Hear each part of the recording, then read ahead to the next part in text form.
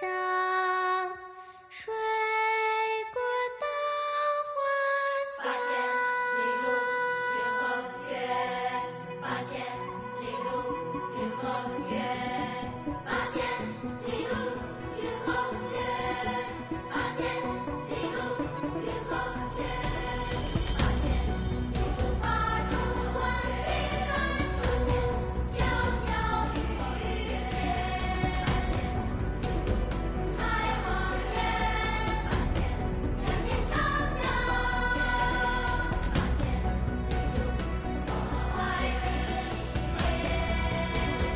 左怀吉，左怀吉。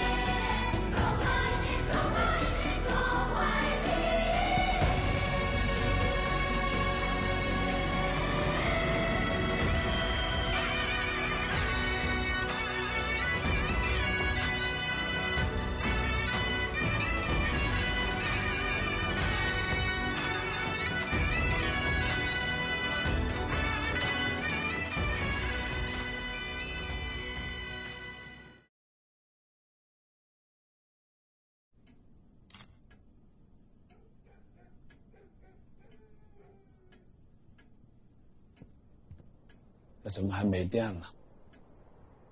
您不知道，这些时日，租界正在修电，普通人家总会断断续续的停电，有时街上的路灯啊、霓虹灯，能突然熄掉一大半，也就是在田府，还能日日灯火通明。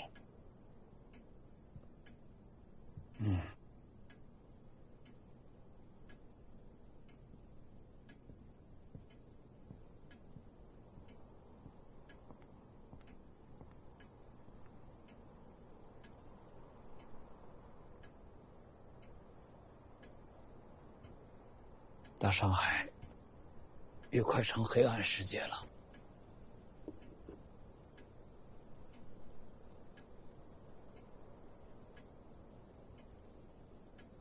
李娇，你想过去重庆吗？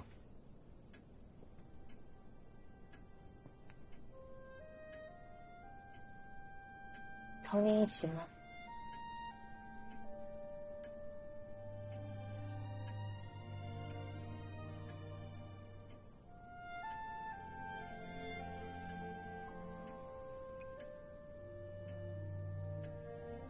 我在想，我去哪儿呢？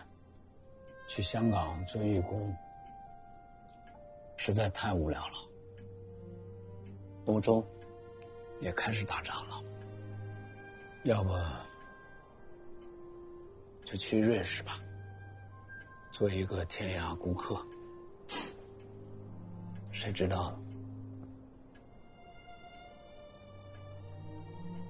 你有没有想过，堂吉诃德在挑战风车的时候，他知不知道自己在做什么？形容他那句话怎么说的？头脑正常的堂吉诃德用处不大，风头风脑的他趣味无穷。说句不厚道的话，我倒希望堂吉诃德一辈子疯下去。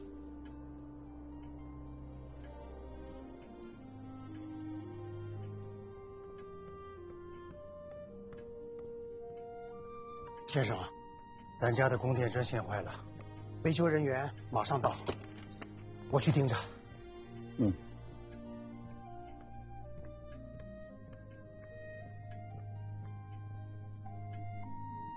万福最后一批货运完，你们一家子就离开，应该在中秋节之前吧？去哪儿？你们也商量一下。我们会陪您到最后，不会先走的。处平庸实在之地，行勇壮虚幻之事。你以为你是唐风的吗？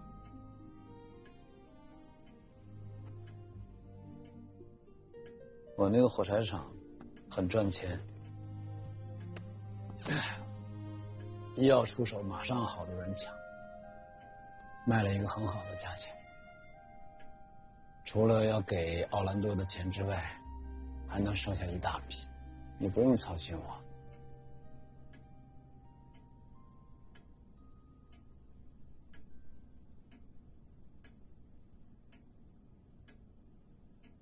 先生，我走了。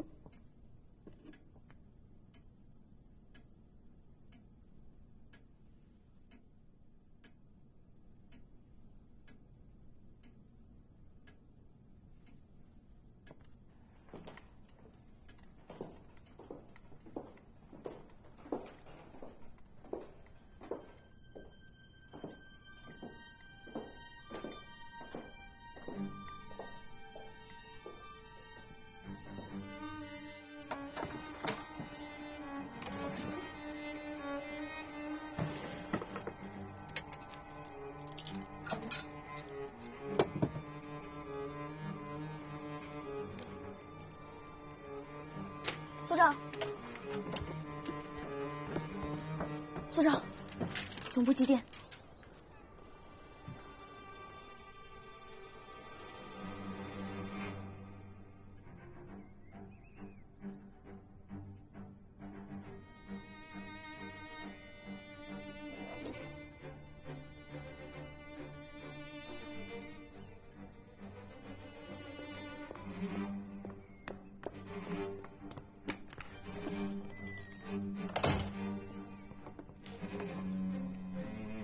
先生，日本人忽然冲进了咱们的机械厂，还剩多少机器？最后一项昨天晚上已经运进租界了。最后一项，最后一项，全都空了，全都空了。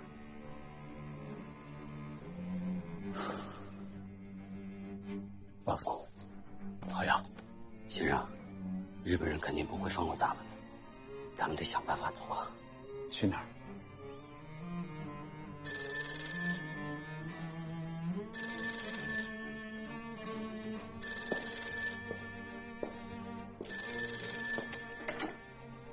喂，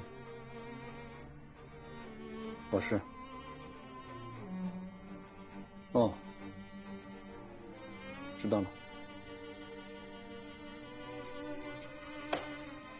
黄子明，是你说那个黄瞎子吗？对。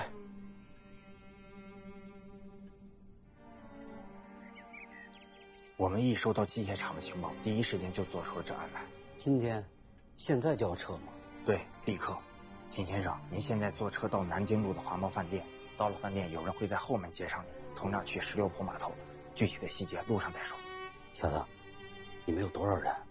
除了我，还有别的几位帮手。但田先生现在不要惊动任何人，我们先走。黄先生，我走了，万福他们怎么办？我们先送走您，我代表军统上海站向您保证田家所有人的安全。现在，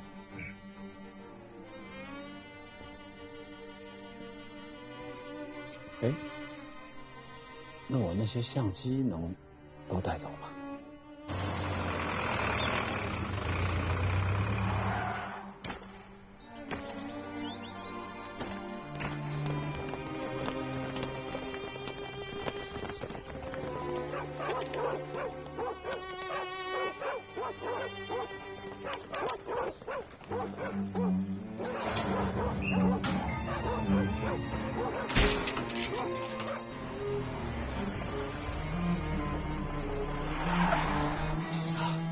先生，工藤带着古川来了，还跟着好多日本便衣，咱们家的前门和后门都给围起来了。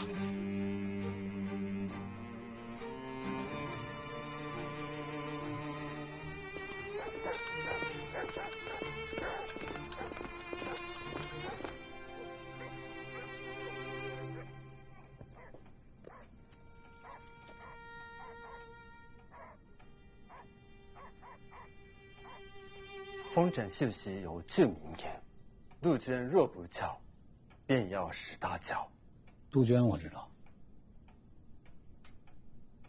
丰臣秀吉是什么鸟？这个人很不懂礼貌，能让他先出去吗？天上，他是军人，不懂社交礼仪。我们还是回到正题吧。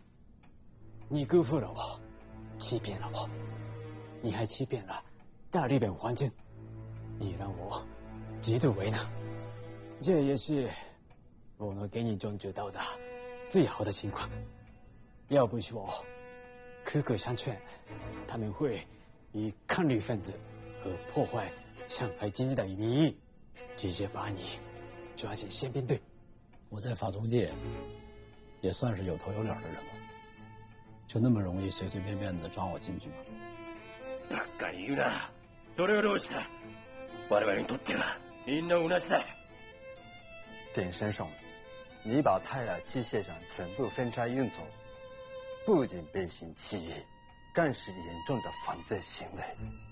我们还有确凿证据，能证明你在半年前掩护了1名共党抗日分子。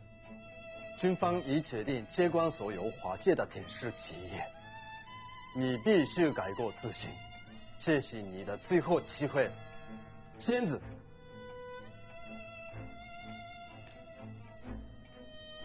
红灯，我是你同学，你了解我，这样穿着军装，挂着军刀来胁迫我，我很难接受的。我知道你的个性，你都有不满，才戏弄我，但是绝不是存心破坏这种乡邻友好和经济提携，对吧？现在你已经保护过我，不能再开玩笑了。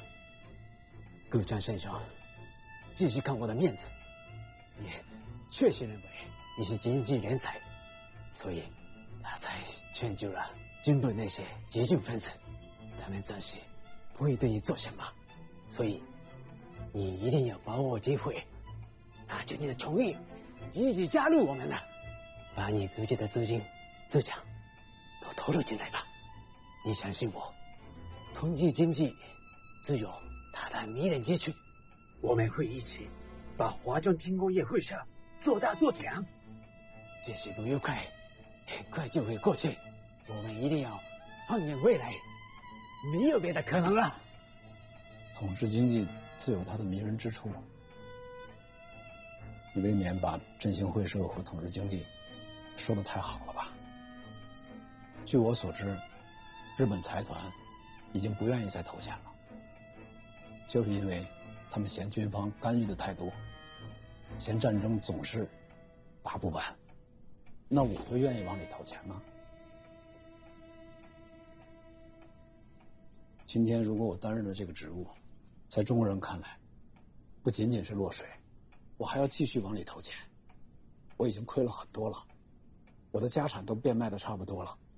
我之前之所以那么做，就是不想让我的家财全空。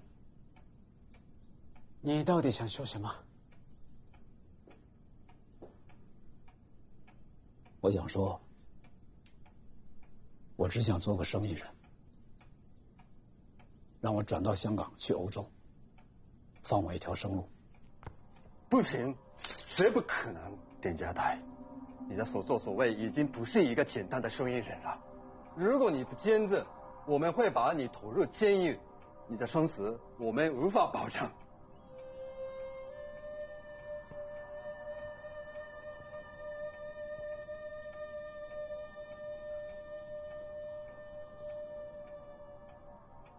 好，给我1天考虑时间。绝不可以。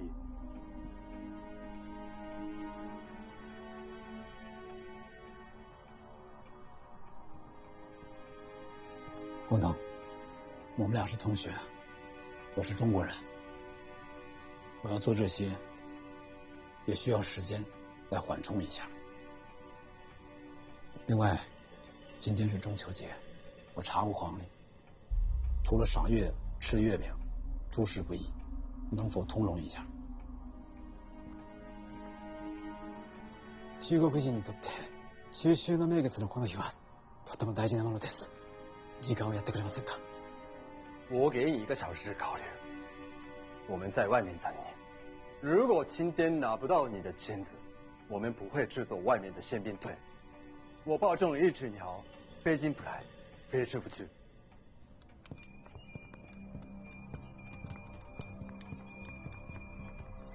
阿姐，1个小时后见面，和现在遇见有什么区别的？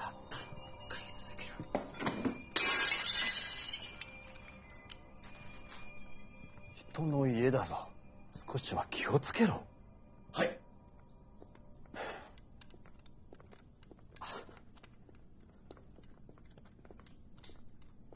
哎，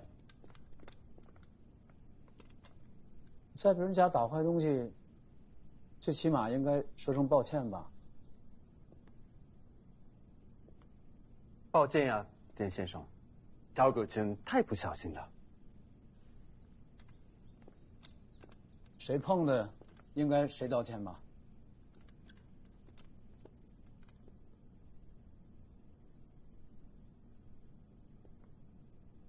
古川君、この人たちに謝るわけにはないでしょう。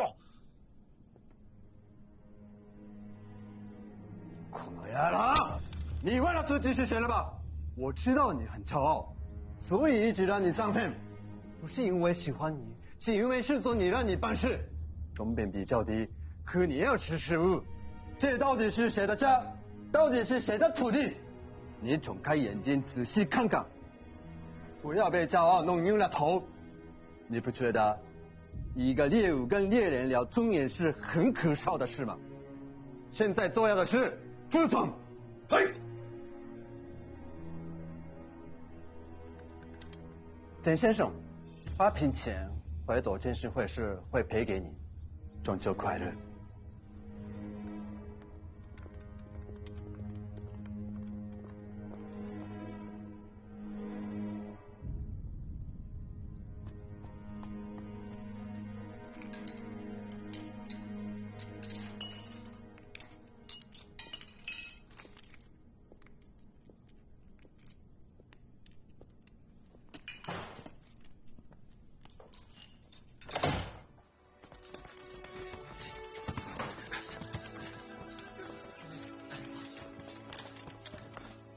小叶姑娘，来，你们小队的。好，谢谢。还有月饼吃呢。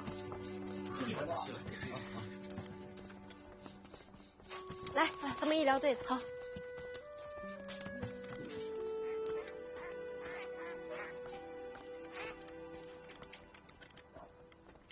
来，你们小队的。好。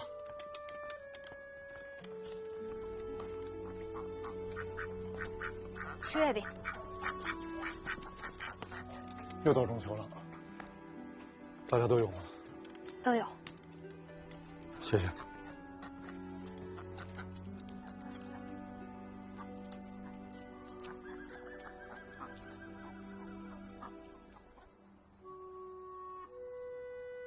发什么愣呢？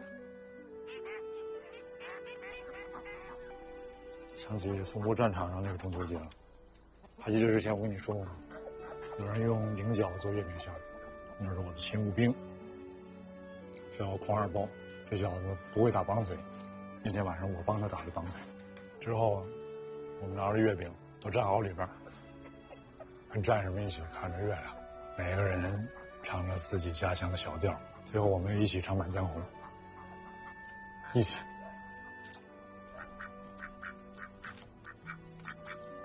现在他们都不在了。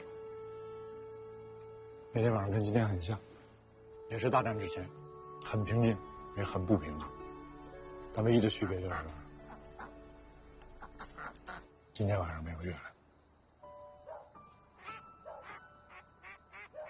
今天后半夜8成要下雨，中秋雨霖霖，39冻死狗。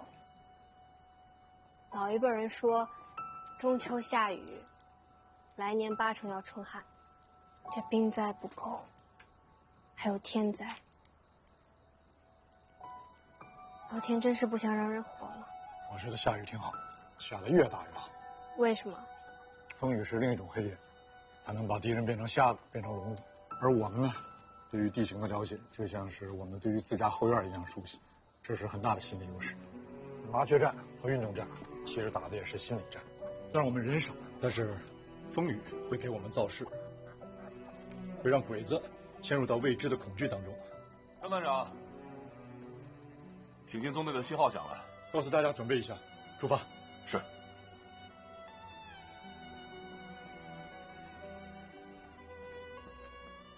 哎，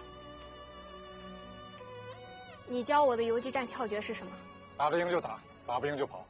那你记住了，打得赢就打，打不赢就跑，跑回来。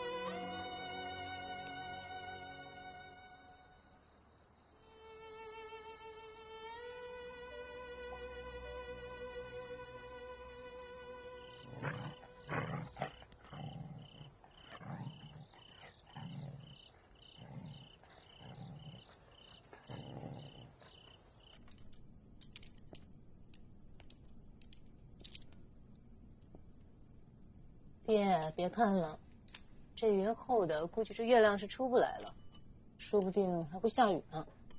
昏雨成风，分化宫，路也难通，心也难通。满堂唯有烛花红，悲且从容，歌且从容。夫人。回来了。哎，二福啊，哎，田先生呢？他不是过来跟我们一起过中秋吗？啊，田先生在主楼见客人呢。哦。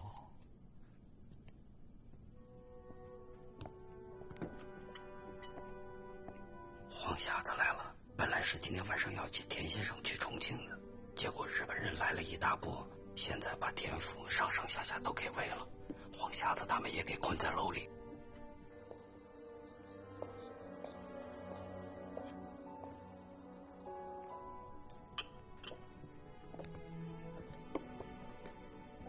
不是，先生，您过来了。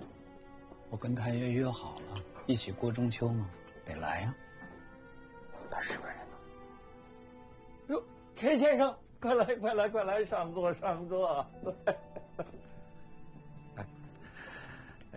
备了一壶老酒，几个小菜，咱们一块儿过中秋。一会儿一起赏月。好，可惜啊，我看今天这个云总是散不去，怕是今晚的月亮出不来了。那咱们打个赌，今晚的月亮一定会出来。好，谢谢您。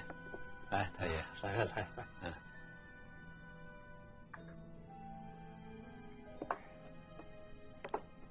田先生啊，嗯，最近听没听到江南抗日义勇军的新消息啊？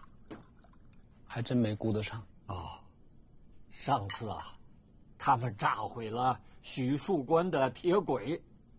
哦，这次啊，又在虹桥烧毁了4架日军飞机，有勇有谋，国魂所在啊！在敌人控制的核心区域也能有效的出击。老朽越来越觉得我们必胜绝不是一句空话。愿闻其详。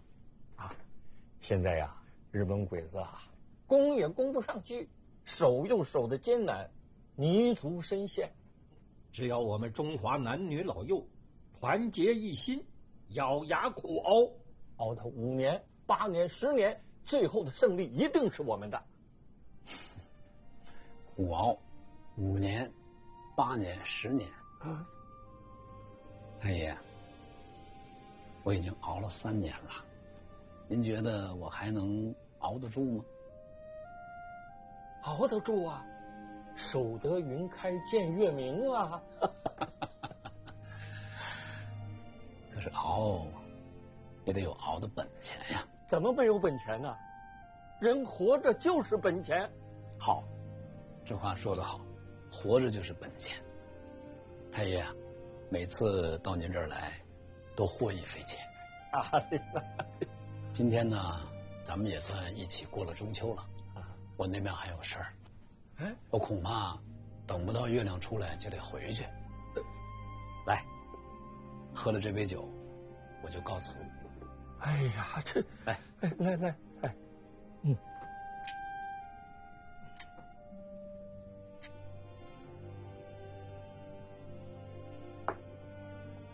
好。哎，田先生，这月饼还没有吃呢。哦，对，要吃月饼，要吃月饼啊。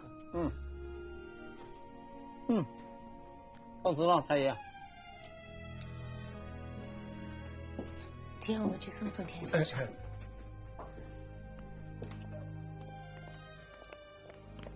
田先生，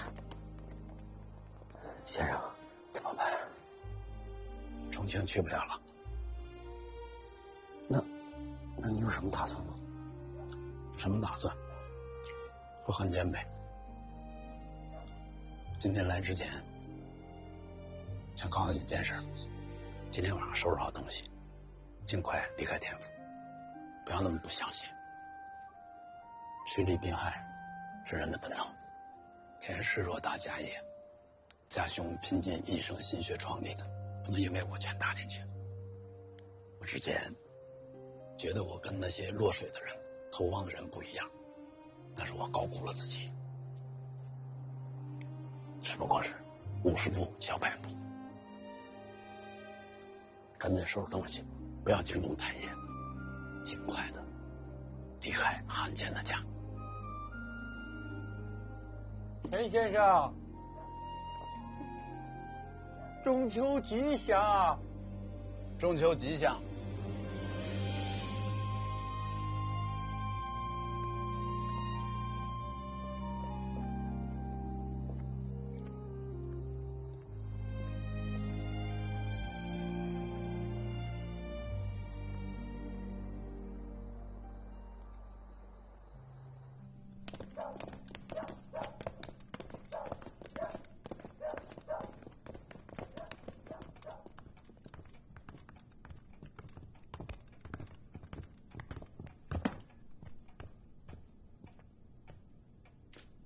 天生，是选好了吗？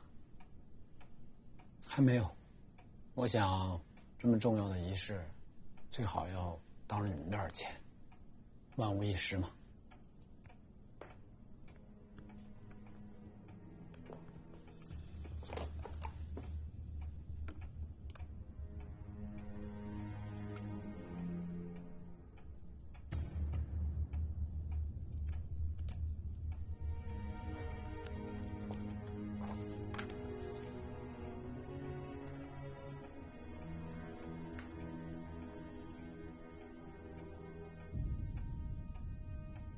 是，这样。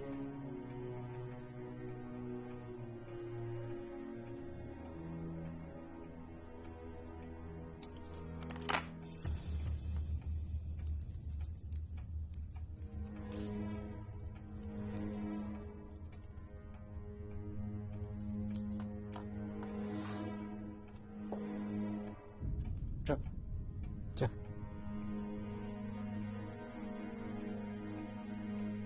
哎，我突然想起一件事儿。什么事儿？他没跟我道歉。为什么是道歉啊？他刚刚打坏了我的君子兰，他没有道歉。不是已经道过歉，答应给你赔钱的吗？啊，不，是他碰坏的，应该他道歉。你是要这个先生给你道歉？啊不，我现在不想让他道歉。我能打他吗？打？只是为了君子兰，有这个必要吗？有这个必要。你一定欠他吧？一定。我养了好几年的君子兰，他给我碰坏了，还不道歉，我实在气不过。我要打他，我要抽他耳光。你要不让我打他，那这个字我就不签。曾先生，你要像小孩一样就想出这口气吗？对。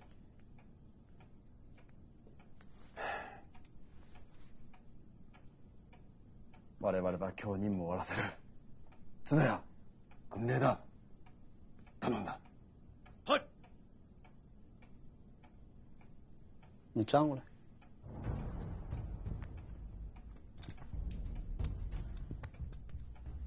大队。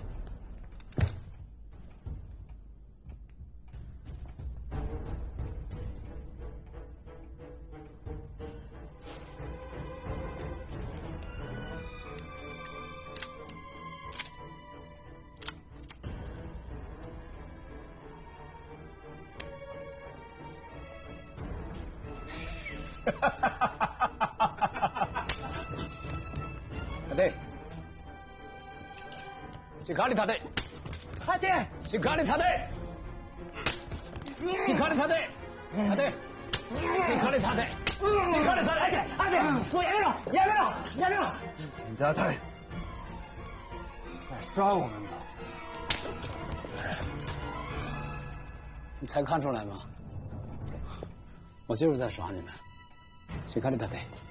この気違い野郎が！阿姐，姐你会死的！老同学，我告诉你，我根本就没有打算签这个字。你在侮辱我！你在侮辱我们帝国军人！是。我知道，待て。你们也知道侮辱啊？啊？开枪打死我，向你们上级汇报，你们受到了侮辱。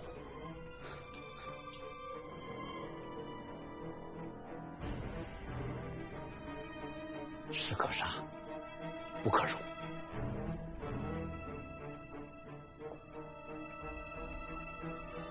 落ち着け。你们不配杀我。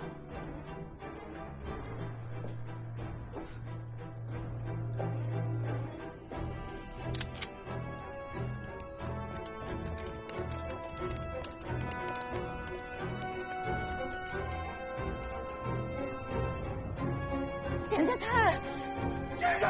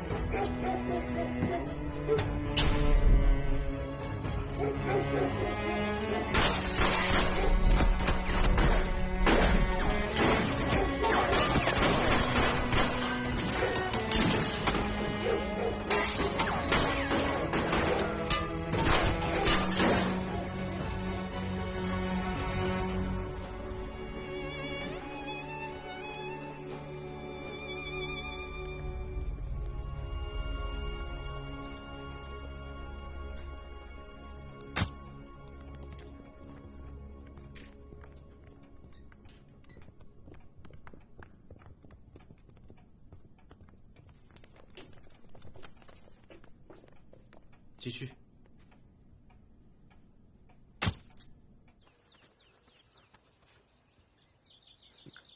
各位长官，我知道个事儿。昨天日本人来之前进来那几个人里边有一个人，我之前在后院见过他，他以前专门来看望过孟万福一家。他长什么样？他这儿有他爸。我是一直看他们家不太对劲。你说他一个厨子，老婆给田先生读书，他老爷子整天满口的知乎者也，哪像一个厨子他爹呀？可偏偏田先生还挺看重他。后来田先生不让他当厨子了，七哥走了以后，就提拔他当了跟班，让他到处跑，说是做生意，但不知道他在干什么。哦，出事之前，田先生还专门来了趟后院，跟他们家一起过了中秋。他说的脸上有刀疤的人，就是抗日锄奸团团长黄子明。看来田府上下和黄子明有联系的只有孟万福，是不是说明孟万福是军统的人呢？黄子明是谁？黄子明是张云奎的部下，过命的交情。那孟万福呢？孟万福也是张云奎的部下。张云奎是谁？87旅少将旅长，淞沪抗战时率动歼灭数千日寇，我儿子死得其所。你儿子是谁？张云奎。那孟万福呢？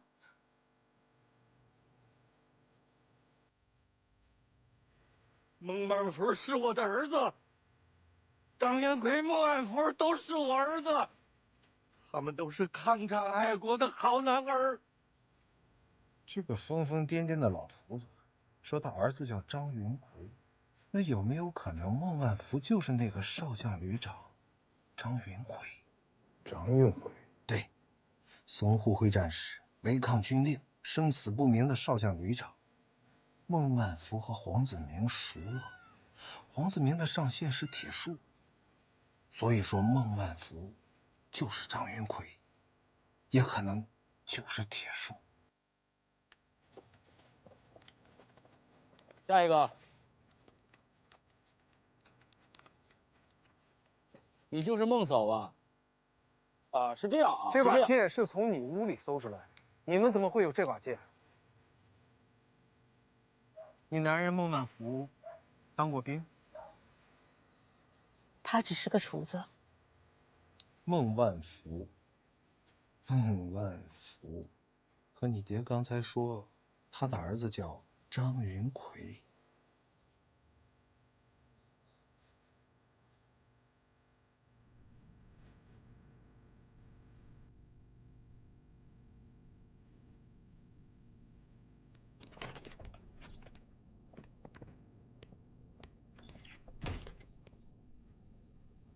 夫人，你没事吧？没事吧？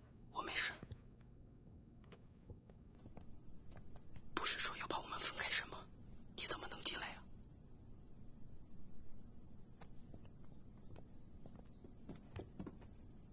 先明对那个马江天故意把我放进来的，他跟我说怎么打个案子一定要有人背锅，但是现在那个黄子明跑了，他就拿着那把剑问我，你到底是万福还是张云奎？如果你是万福的话，你活不了；但如果你承认自己是云奎，那你对他们来说就还有价值，没准还能活。为什么呀？我也没有想明白，但是这至少是个机会。我现在就把云奎的情况都告诉你，你能记多少记多少，然后你就见机行事，好吗？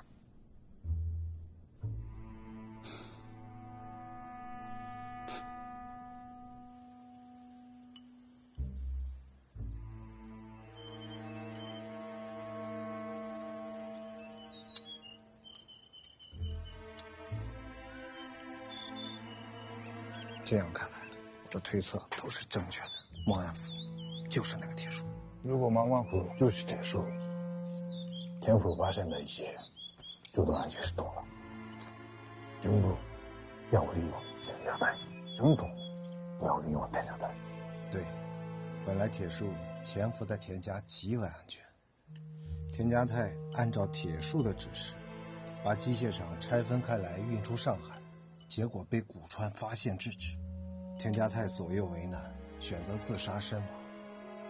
王子明那帮人开枪射杀了古川之后逃走了，可孟万福没有跟着一起走，就是因为他的父亲还有老婆孩子都在田家，所以他只能装成厨子，蒙混过关。有道理。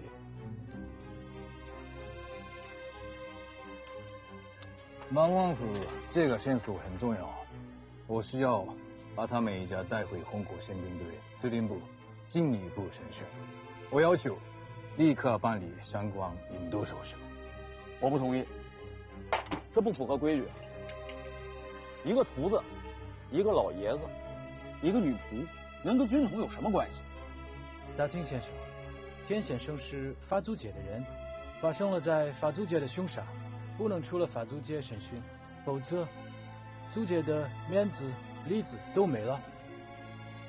齐斯菲尔路76号是越界筑路的地方，如果在特工总部时，就不算离开法租界了吧？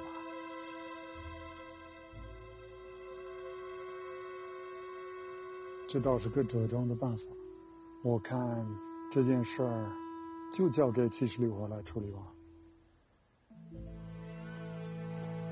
就这样吧。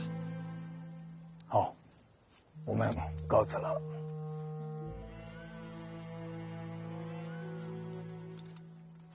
我刚刚接到近期中组的通知，你们组已经并给76号特工总部了，你带这个案子过去吧。科长，那这个案子不就成人家的了吗？那他老婆怎么办？要不要先把他老婆放了，看他跟黄子明联系吗？我们放长线钓大鱼。你看着办吧。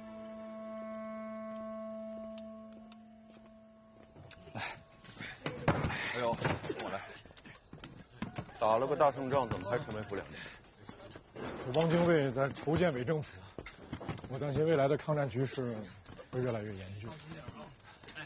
我们在进攻日寇的三皇村的时候，何志远派了这个特务队想来袭击我们，好在我们人数够多，又有所准备，他们才没敢动手。他是不是提前勾结了日伪啊？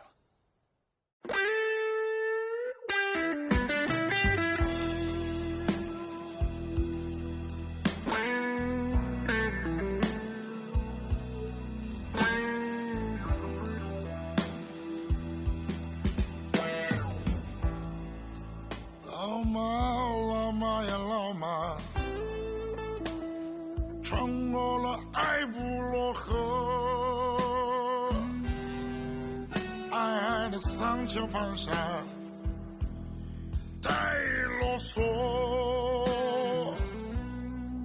瘦马和夕阳，还有酒盔甲，过河。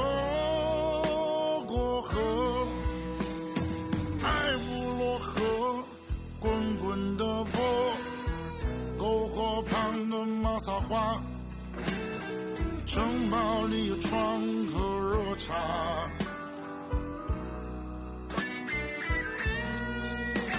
那江，那江，去挑战他心中的风车，那江。掉到了心中最大的风车，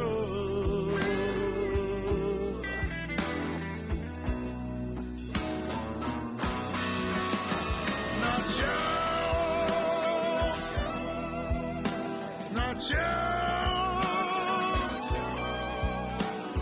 去挑战他心中的风车。那枪掉到了心中最大的风车。